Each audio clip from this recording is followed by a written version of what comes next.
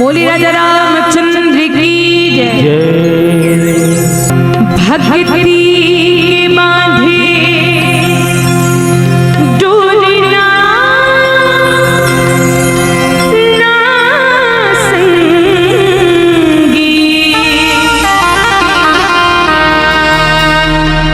मन मा जगाले ज्योति ना,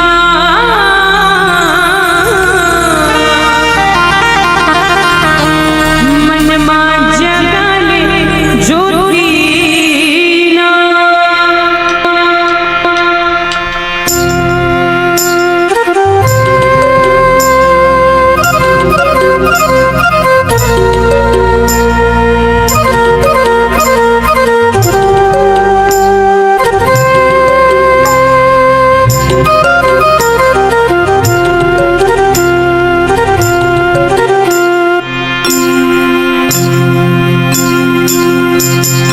भक्ति के बांधे डोलना ना संगी, मन मा जगाले ज्योति ना, हाँ मन मा जगाले ज्योति ना, दिल मा जगाले ज्योति ना संगी। तो चलो जरा सबके हाथ ऊपर हो, काकर काकर हाथ है, जेकर एक हाथ है तेकर एक हाथ ऊपर, जेकर दो हाथ है तेकर दोनों हाथ ऊपर।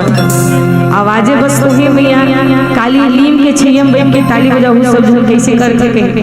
तो भाई आज बस मौका है, जरा सबके हाथ ऊपर हो और सबला मिला के गाना का मन मा जगाले ज्योति ना, दिल मा जगाले ज्योति ना, मन मा जगाले ज्योति ना संगी, दिल मा जगाले ज्योति ना, हाँ मन मा जगाले ज्योति ना।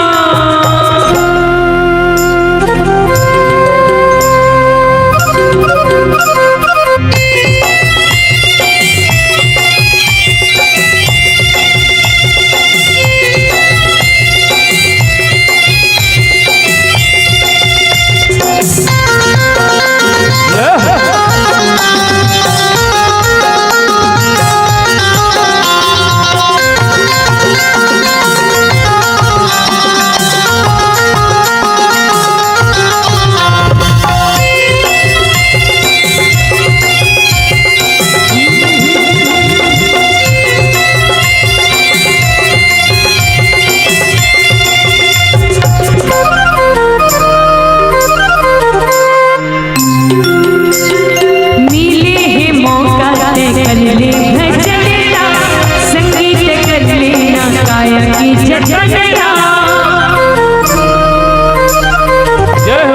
मिले है मौका ते कर ले भजनया, संगीत कर लेना काया की जतनया, मन मा जगाले ज्योति ना संगी, जगाले ज्योति ना, हो मन मा जगाले ज्योति ना।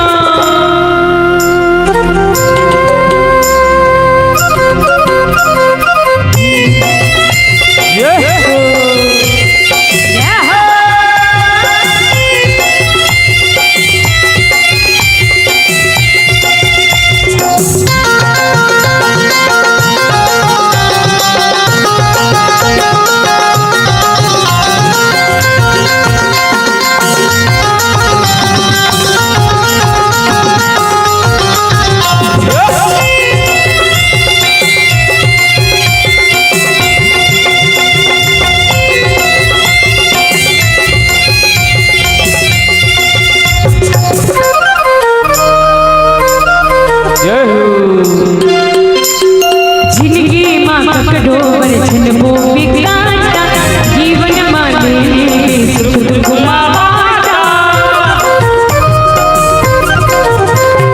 जिंदगी माँ ककडोर छनबो बिगाड़ा, जीवन माँ ले सुख दुख मावाड़ा, मन मा जगाले ज्योति ना संगी। और कैसे ताली कम कम कम हो गई मैया, बोलो चलो जरा सबके हाथ ऊपर हो। और शबला मधुर मधुर ताली के साथ गाना है का